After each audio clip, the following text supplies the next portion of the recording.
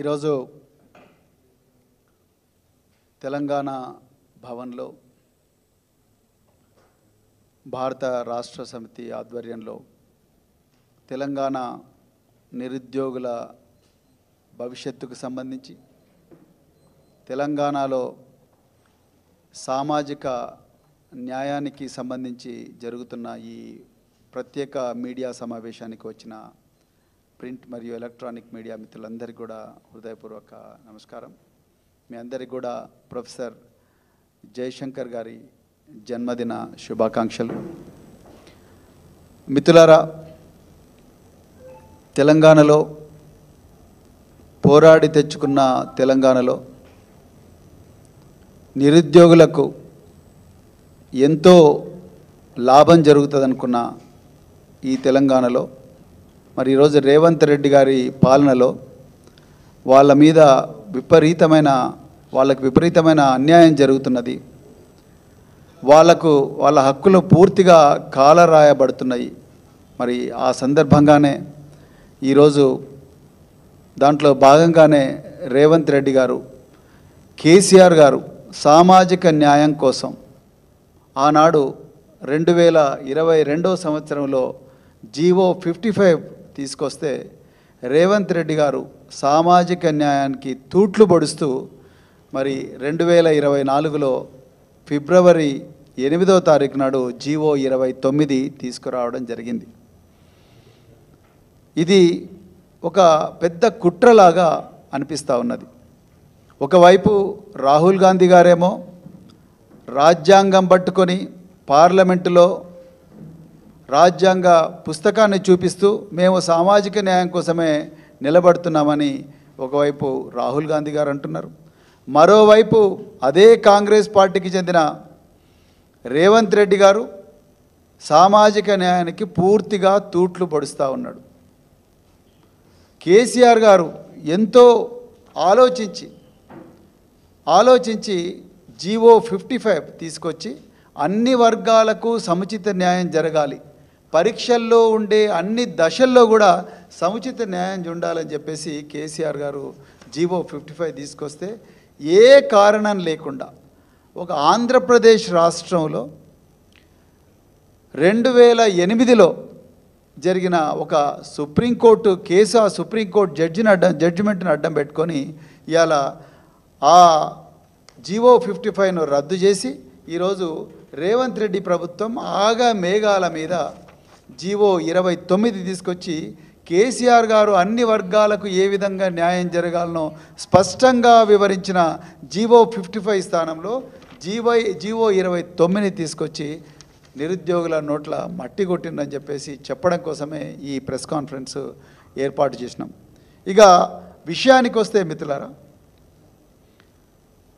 రాజ్యాంగబద్ధంగా ఆర్టికల్ 14 ప్రకారం కానీ ఆర్టికల్ 16 క్లాజ్ 4 ప్రకారం కానీ బలహీన వర్గాలకు ఎస్సీలు కావచ్చు, ఎస్టీలు కావచ్చు, వెనకకు నెట్టివేయబడ్డ తరగతులు అంటే ఓబీసీలు కావచ్చు, రిలీజియస్ మైనారిటీలు కావచ్చు, పర్సన్స్ విత్ డిజేబిలిటీ అంటే దివ్యాంగులు కావచ్చు, స్పోర్ట్స్ కోటా కావచ్చు, లేకపోతే ఇప్పుడు కొత్తగా అగ్రవర్ణాల్లో ఉండే పేదలు కావచ్చు, వీళ్ళందరికీ కూడా రాజ్యాంగబద్ధంగా రిజర్వేషన్లు ఇవ్వాలి. ఇవి ప్రతి దశలో కూడా రిజర్వేషన్లు అమలు చేయాలనేది రాజ్యాంగం చెప్తా ఉన్నది. చాలా పబ్లిక్ సర్వీస్ కమిషన్స్ కూడా ఇదే విషయం చెప్తున్నాయి. సుప్రీంకోర్టు ఎన్నో సందర్భాల్లో జడ్జిమెంట్లో కూడా చాలా స్పష్టంగా సామాజిక న్యాయం పాటించాలని చెప్పి సుప్రీంకోర్టు చెప్పింది. కానీ ఇవాళ తెలంగాణ ప్రభుత్వం, తెలంగాణ పబ్లిక్ సర్వీస్ కమిషన్ ఈ ప్రాథమిక సూత్రానికి, రాజ్యాంగబద్ధమైన సూత్రానికి తూట్లు పొడుస్తూ ఉన్నది. దానివల్ల చాలామంది నిరుద్యోగులకు అన్యాయం జరుగుతున్నది. ఇక గ్రూప్ 1 ఎగ్జామ్ విషయానికి వస్తే మీ అందరికీ కూడా తెలుసు, ఆనాడు కేసీఆర్ గారు గ్రూప్ 1 నోటిఫికేషన్ ఇవ్వడమే కాకుండా గ్రూప్ 1లో ప్రిలిమినరీలో ఏ విధంగా రిజర్వేషన్ పాటించాలి, మెయిన్లో ఏ విధంగా రిజర్వేషన్ పాటించాలనేది చాలా స్పష్టంగా ఒక జీవో నెంబర్ 55 ద్వారా స్కీమ్ ఆఫ్ ఎగ్జామినేషన్ కూడా ఇవ్వడం జరిగింది. కానీ ఈరోజు రేవంత్ రెడ్డి గారి ప్రభుత్వం నిరుద్యోగులను ఆదుకుంటామని చెప్పి, జాబ్ క్యాలెండర్ ఇస్తామని చెప్పి నిరుద్యోగులను మోసం చేస్తూ నిరుద్యోగుల్లో సామాజిక న్యాయం కూడా పాటించకుండా, రాజ్యాంగం చెప్పిన ఇవి పాటించకుండా జీవో 29 తీసుకొచ్చి, దానికి ఉదాహరణకు మీకు గ్రూప్ 1లో 563 పోస్టులు, ఆనాడు కేసీఆర్ గారు 503 పోస్టులకు ఇస్తే ఈ ప్రభుత్వం 60 పోస్టులు ఎక్స్ట్రాగా కలిపి 563 పోస్టులకు 21 జూన్ 2024లో మరి మళ్ళీ ఇచ్చి తర్వాత ఎగ్జాము జూన్ 9 నాడు కండక్ట్ చేసిండ్రు. రిజల్ట్స్ జూలై 28 నాడు రిజల్ట్స్ డిక్లేర్ చేసిండ్రు. టోటల్గా ఈ ఎగ్జామ్కు ఆ పరీక్ష రాసిన అభ్యర్థుల సంఖ్య 3,02,172 మంది. మరి ఒక్క పోస్టుకు 50 మంది అభ్యర్థులను మెయిన్కు సెలెక్ట్ చేయాలంటే 1:50 నిష్పత్తిలో 50 మంది అభ్యర్థులను ఒక పోస్టుకు చేస్తే టోటల్గా 28,150 మంది అభ్యర్థులు రావాలి. 28,150 మంది అభ్యర్థులను కేసీఆర్ గారు తలపెట్టిన జీవో 55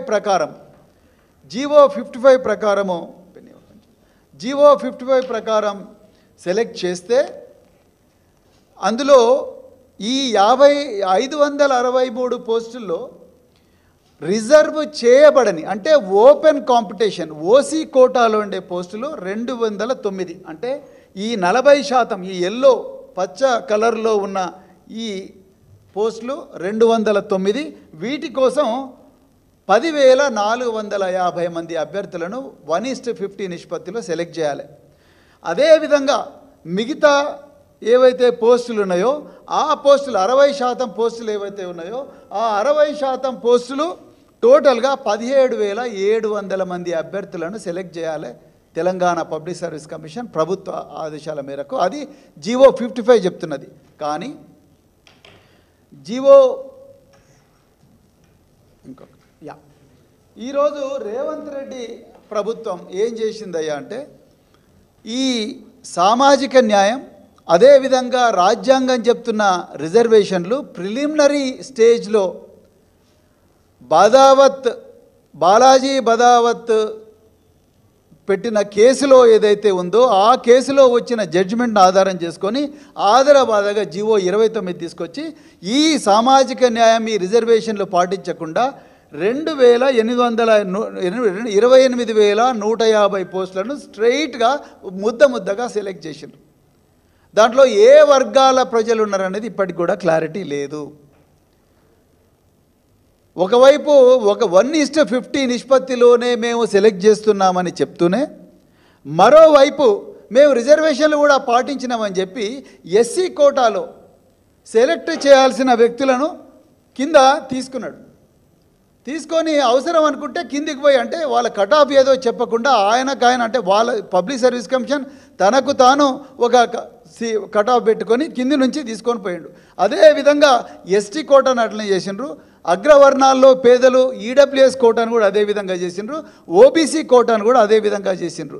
ఈ 28,150 ఈ ముద్దలో ఎంతమంది ఎస్సీ అభ్యర్థులు ఉన్నారు, ఎంతమంది ఎస్టీ అభ్యర్థులు ఉన్నారు, ఎంతమంది మరి అగ్రవర్ణాల్లో పేదలు ఉన్నారు, ఎంతమంది ఓబీసీ అభ్యర్థులు ఉన్నారు, ఎంతమంది స్పోర్ట్స్ కోటాలు ఉన్నారు ఎక్కడ కూడా చెప్పడం లేదు. ఇలా మేము ఆనాడు కూడా మేము రేవంత్ రెడ్డి గారి ప్రభుత్వాన్ని ఒక 15-20 రోజుల క్రితం కూడా అడగడం జరిగింది. మీరెందుకు కట్ ఆఫ్స్ చెప్తలేరు? ఉదాహరణకు 33 లక్షల మంది అభ్యర్థులు ఉన్నారు. 3 లక్షల మందిలో ఓపెన్ కేటగిరీలో అంటే మెరిట్ ఉన్న ఏ కులానికి చెందిన అభ్యర్థి అయినా ఈ 10,450 మంది ఉంటే ఈ 10,450 మంది కట్ ఆఫ్ ఎంత? ఎందుకు ప్రభుత్వం చెప్పడం లేదు? ఎందుకు పబ్లిక్ సర్వీస్ కమిషన్ ఈ కట్ ఆఫ్ గురిని అంత సీక్రెట్గా పెడుతున్నారు? అదేవిధంగా షెడ్యూల్డ్ కాస్ట్ కట్ ఆఫ్ ఎంత, షెడ్యూల్డ్ ట్రైబ్ కట్ ఆఫ్ ఎంత, ఓబీసీ కట్ ఆఫ్ ఎంత, అదేవిధంగా అగ్రవర్ణాల్లో ఉండే పేదలు అంటే ఎకనామికల్లీ వీకర్ సెక్షన్స్ ఈడబ్ల్యూఎస్ కోటాలో కట్ ఆఫ్ ఎంత, స్పోర్ట్స్ కోటాలో కట్ ఆఫ్ ఎంత, అదేవిధంగా మరి మిగతా minority quota BCE cut off ఎంత అని ఎందుకు ప్రభుత్వం చెప్పడం లేదు? మేము ఇంకో ప్రశ్న కూడా వేసినాం. ఓపెన్ కాంపిటీషన్ అంటే కేవలం అగ్రవర్ణాల్లో ఉండే ధనికులకేనా, లేకపోతే ఎస్సీలో కానీ ఎస్టీలో కానీ బీసీలో కానీ మైనారిటీలో ఉండే మెరిటోరియస్ అభ్యర్థులు కూడా ఓపెన్ కోటాలో ఉండవచ్చా అంటే దానికి టీఎస్పీఎస్సీ ఆన్సర్ చెప్పడం లేదు. మిత్రులారా, ఇక్కడే మరి అసలైన కుట్ర ఉన్నది.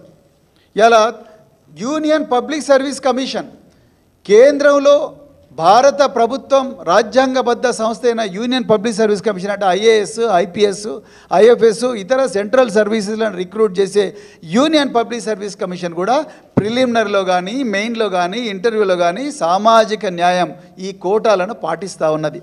అదేవిధంగా పక్కన ఉండే కర్ణాటక సివిల్ సర్వీసెస్ కూడా ఈ కోటాలను ప్రిలిమినరీ, మెయిన్ అదేవిధంగా మరి ఇంటర్వ్యూలో కూడా పాటిస్తూ ఉన్నది.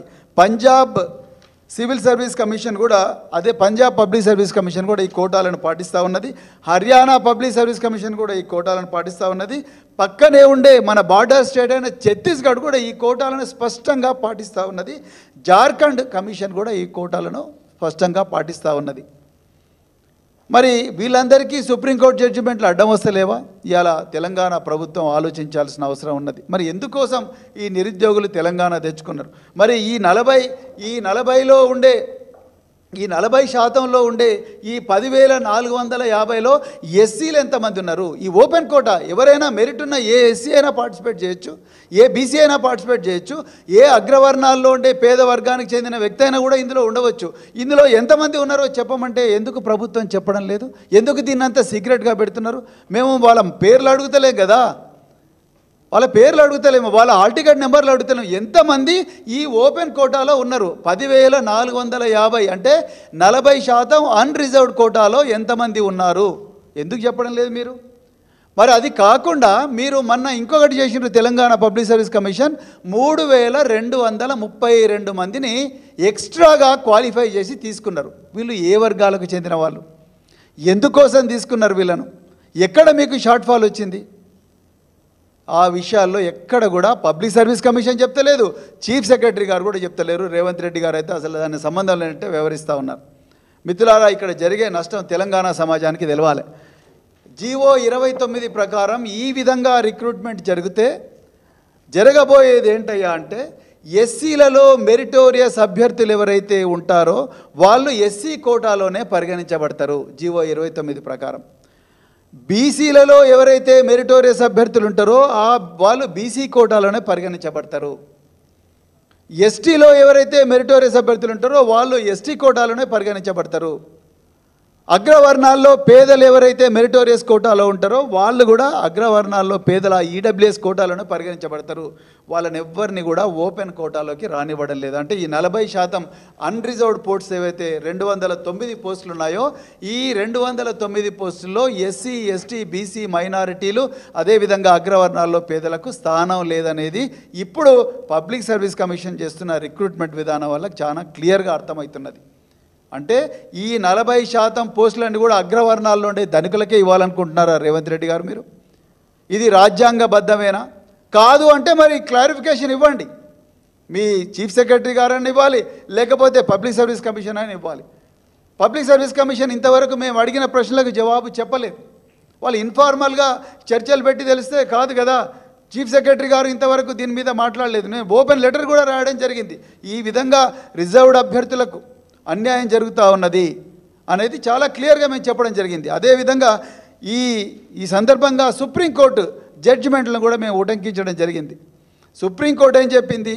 ఓపెన్ కేటగిరీలు అంటే ఓపెన్ కేటగిరీ అంటే కేవలం అప్పర్ కాస్ట్కే కాదు. ఓపెన్ కేటగిరీ అంటే ఎస్సీల్లో మెరిటోరియస్ అభ్యర్థులు, ఎస్టీలో మెరిటోరియస్ అభ్యర్థులు, బీసీలో మెరిటోరియస్ అభ్యర్థులు, అగ్రవర్ణాల్లో పేదల్లో ఉండే కూడా మెరిటోరియస్ అభ్యర్థులు ఎవరైనా ఉంటే, మైనారిటీల్లో కూడా ఎవరైనా మెరిటోరియస్ అభ్యర్థులు ఉంటే వాళ్ళందరూ కూడా ఓపెన్ కేటగిరీలోనే తీసుకోవాలి. మరి ఎక్కడ దీంట్లో ట్రాన్స్పరెన్సీ ఉన్నది? నిజానికి ఈ విధంగా ఈ వర్గాల్లో మెరిటోరియస్ అభ్యర్థులందరూ కూడా ఓపెన్ కేటగిరీకి వస్తే ఇంకా దాదాపుగా 14,000 మంది ఎక్కువగా క్వాలిఫై అయ్యే అవకాశం ఉన్నది. కానీ అవకాశాన్ని ఇలా కాల రాస్తున్నారు రేవంత్ రెడ్డి ప్రభుత్వం. ఎందుకు ప్రభుత్వం దీన్ని మళ్ళీ పునరాలోచించడం లేదు? ఎందుకు మరి ఈ వర్గాలు ఓట్లు వేయలేదా? ఈ ప్రజలు తెలంగాణ వాసులు కాదా? వీళ్ళకు రాజ్యాంగం వర్తించదా? దీని మీద స్పష్టంగా మరి ప్రభుత్వం తీసుకురావాలి. లేకపోతే మాత్రం మేము ఊరుకోమని చెప్పేసి ఈ సందర్భంగా చెప్తున్నాం. మేము మళ్ళొకసారి ఈ ఉదాహరణలతోని రెండవసారి కూడా నేను తెలంగాణ చీఫ్ సెక్రటరీ గారికి, ముఖ్యమంత్రి గారికి లెటర్ రాస్తాం. అదేవిధంగా మా పార్టీ నాయకులు గౌరవ హరీష్ రావు గారు అసెంబ్లీలో కూడా ఈ జీవో 29ని రద్దు చేసి కేసీఆర్ గారి ప్రభుత్వం రిలీజ్ చేసిన జీవో 55ని మళ్ళీ రీఇన్స్టేట్ చేసి దాని ప్రకారమే రిక్రూట్మెంట్ జరగాలని కూడా చెప్పడం జరిగింది. దానికి ఉదాహరణగా నేను ఇంకొక టీఎస్పీఎస్సీ పబ్లిక్ సర్వీస్ కమిషన్ వ్యవహారం ఏ విధంగా ఉంటుంది, ఈ రిజర్వ్డ్ కేటగిరీకి చెందిన అభ్యర్థులను ఓపెన్ కోటాలో మెరిటోరియస్ అభ్యర్థులుగా వ్యవహరించకపోతే, వాళ్ళను చూడకపోతే ఇలా న్యాయ పోరాటానికి పోయినారు చాలామంది నిరుద్యోగులు. అందులో ఒక అమ్మాయి మరి చాలా 10 సంవత్సరాల పోరాటం చేస్తే కోర్టు ఆ అమ్మాయికి మరి ఉద్యోగం ఇచ్చిందంటే 3 మెరిటోరియస్ అభ్యర్థులను రిజర్వ్ కేటగిరీలో చూపిస్తే అది తప్పని చెప్పి కోర్టు వాళ్ళందరినీ కూడా ఓపెన్ కేటగిరీలోనే పరిగణించాలి, దానివల్ల మిగతా 3 రిజర్వ్డ్ అభ్యర్థులకు న్యాయం జరుగుతుందని చెప్పేసి కోర్టు చాలా స్పష్టంగా తీర్పిచ్చింది. మీ ముందరనే పెడితే మీ అందరికీ కూడా నేను సప్లై చేస్తాను. ఇవన్నీ కూడా టీఎస్పీఎస్సీకి తెలియక కాదు, కానీ ఇవాళ తెలంగాణ ప్రభుత్వం రేవంత్ రెడ్డి గారు ఈ ఓపెన్ కోటా అంతా కూడా అగ్రవర్ణాల్లో ఉండే ధనికులతోనే వాళ్ళతోనే నింపాలనుకుంటున్నాడు. దీంట్లో ఏదో గూడుపుటాన్ని నడుస్తూ ఉన్నది. దీని మీద ప్రభుత్వం స్పష్టతనివ్వాలి, ప్రభుత్వం క్లియర్ స్టేట్మెంట్ ఇవ్వాలి. అదేవిధంగా ఈ 209 పోస్టులకు 1:50 నిష్పత్తిలో ఎంపిక చేసిన అభ్యర్థుల్లో ఏ వర్గాల వాళ్లకు చెందిన వాళ్ళు ఎంతమంది ఉన్నారనేది ప్రభుత్వం చాలా క్లియర్గా చెప్పాలి. ఓపెన్ కోటా కటాఫ్ చెప్పాలి, ఎస్సీ కోటా కటాఫ్ చెప్పాలి, బీసీ కోటా కటాఫ్ చెప్పాలి, అదేవిధంగా మరి మైనారిటీ కటాఫ్ చెప్పాలి, ఎకనామికల్లీ వీకర్ సెక్షన్స్ కటాఫ్ చెప్పాలి, అదేవిధంగా మిగతా కటాఫ్స్ అన్నీ కూడా చెప్పినప్పుడే దీంట్లో స్పష్టత వస్తుంది. అంతే తప్ప ఇంతవరకు కోర్టుల కేసు పడలేదు, ఇప్పుడు మళ్ళీ కోర్టు కేసులు పడితే మళ్ళీ ఎగ్జామ్ ముందరికి నడవదని ఈ ఎమోషనల్ బ్లాక్మెయిల్ చేయడం కరెక్ట్ కాదు. అందుకొరకే ఈ విషయంలో స్పష్టత ఇవ్వాల్సిందిగా మరి భారత రాష్ట్ర సమితి తెలంగాణ ప్రభుత్వాన్ని డిమాండ్ చేస్తున్నది. థ్యాంక్ యూ వెరీ మచ్ మిత్రులు.